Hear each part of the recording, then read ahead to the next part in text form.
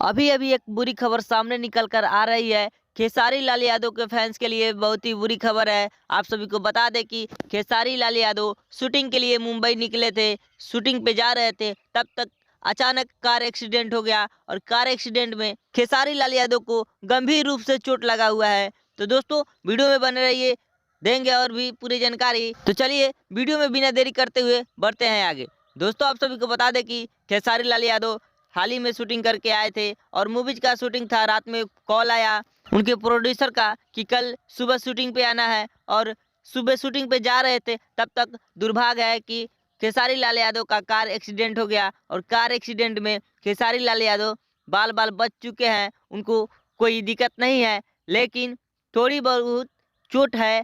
तो दोस्तों आप सबसे उम्मीद करते हैं कि आप सभी यदि खेसारी लाल यादव के फैन हैं तो खेसारी लाल यादव के लिए भगवान से विनती कीजिए कि खेसारी लाल यादव जल्दी ठीक हो जाए और जल्दी ठीक होकर हम सबों का, आप सबों का मनोरंजन फिर से कराएं। वीडियो में तब तक के लिए इतना ही। फिर से एक बार नए वीडियो के साथ मिलेंगे। तब तक के लिए वीडियो को देखिए और वीडियो को ज़्यादा से ज़्यादा शेयर कीजिए।